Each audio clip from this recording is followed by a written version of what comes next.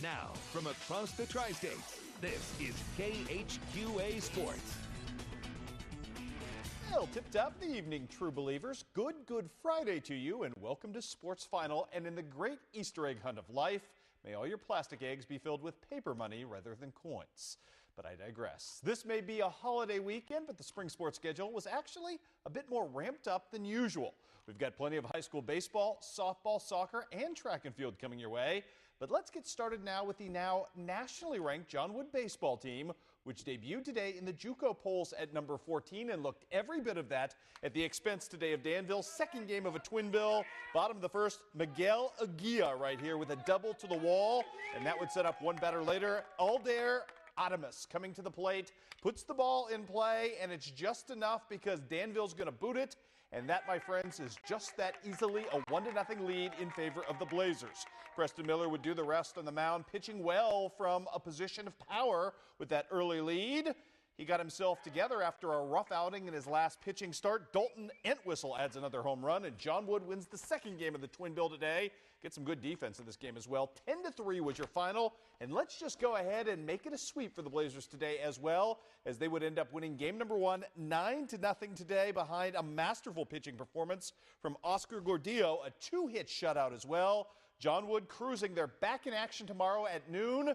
Certainly a team now worth checking out with that national ranking. Elsewhere on the day, a split for the Hawks of Quincy University. A battle of pitchers duels, a battle of gems and shutouts day for the Hawks. Their win came behind Jake Peterson against Maryville, who went almost the entire distance and had 6 strikeouts in the offing. Maryville bounces back, though, and shuts out the Hawks in a 1-0 victory to gain the split.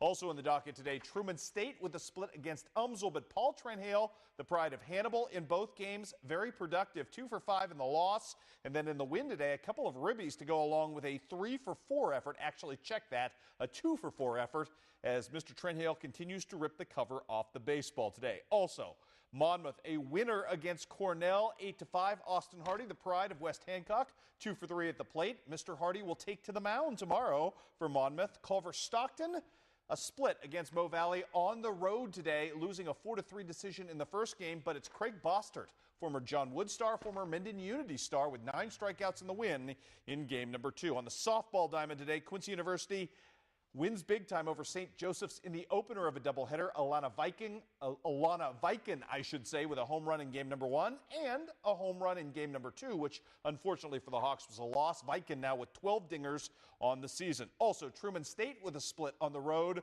in a battle of nationally ranked foes. Lex Van Nostrand out of Palmyra with 2 hits in the first game. Her big sister Jessica 2 for 3 in the win today as Truman State gains the split there as well. Iowa Wesleyan with a rough go of it today, although Paige Meyer showing out nicely in a loss and in a win. She had 2 ribbies in the first game, and she bounced back and had 3 hits and 2 ribbies in the second game as well. Track and field, perfect day for the Central Invitational today. We'll start you off in the shot put. Only one man could throw over 40 feet today, and that would be Jared Starman of Camp Point Central, who went 41.04. And that, my friends, good enough for the victory. Girls high jump, Victoria Miller of West Central. She struggled at 4.7, actually kicked herself in the head, but here at 4.9, only girl to clear. That gives her the championship today as well. Warsaw's Carly Johnson back in the shot put, comfortably up with a throw of 31 feet early on. But check out West Central's Maisie Walker just in her last throw. That's clutch. 32 feet 2 inches for the victory today.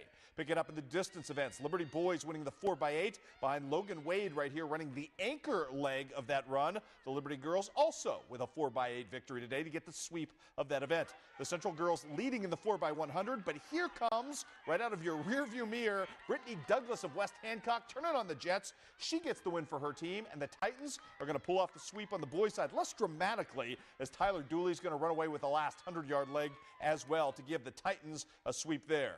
In the 3,200 meter, the 2-mile, the boys' winner was Unity's Corey Miller in a time of 10:43, as you see right there. The girls' winner was Megan Lee, who would sweep both the mile and the 2-mile today as well.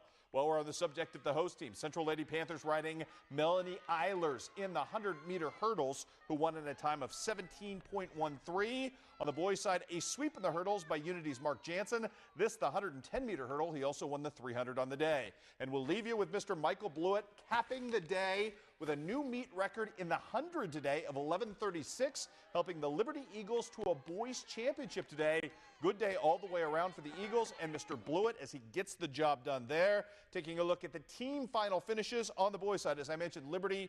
There's Miss Victoria Miller punching herself or kicking herself in the forehead, as I promised you earlier. Sorry to embarrass you, Victoria. That was kind of our end highlight. Now onto the scoreboard, as we can tell you, Liberty wins in a blowout over Central, Unity, and West Hancock. On the girls' side, your winner, West Central, courtesy of Miss Miller and all those great field events today, as West Central holds off the host team, holds off West Hancock, and holds off Liberty as well. Also in soccer today, down in Moberly, Hannibal off to a tie in their first game in a 3-game event. In Moberly, Hannibal gets their only goal of the game from Bree Johnson.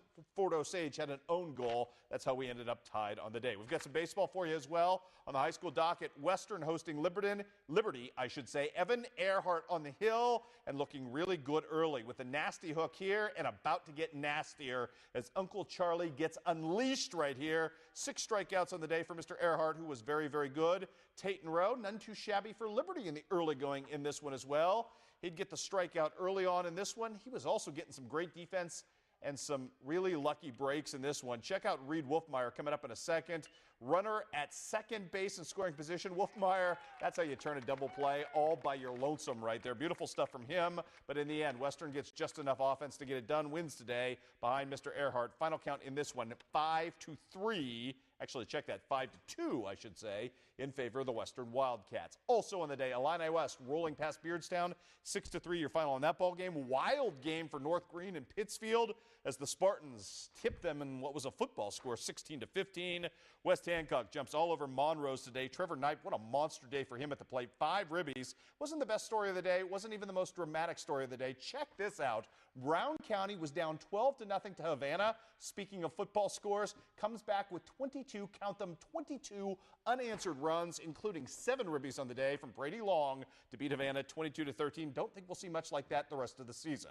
Bushnell Prairie City was up 5-0 early on Biggsville, ends up losing an 8-5 decision there. And Payson Seymour gets a masterful pitching effort today out of Austin Coltis, a 3-hit shutout to end up beating Rushville Industry on the road. How about Unity and Southeastern going at it today? Unity up big. Dylan Schaefer thought he had a home run, just missed it. Shea Flessner, though, going to make a nice catch out in center field for the Suns in this game. Brody Dunker, though, just cruising along nicely on the hill for the Mustangs today. Got the strikeout right here.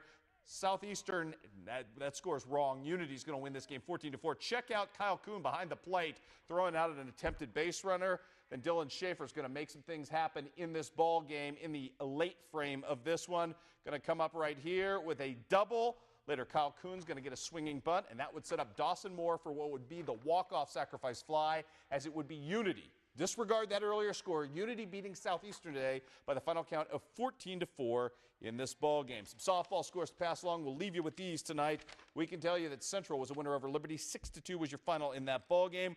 Also on the docket today, Brown County and Beardstown wage a wild one. Madison Cowell providing the game-winning RBI with a liner down the third base line in the final frame to give the Lady Tigers sort of a wild victory today. Also on the docket, a wild day for Pittsfield as well as they drop one to North Green 11-0, and your final score of the night sees Pittsfield lose the second game as well, getting swept 8-6 is how that ended up. Losses today for both the Cubs and the Cards. We got a wild day coming up for you on overtime tomorrow. Lots of baseball, both college and high school, and some softball as well.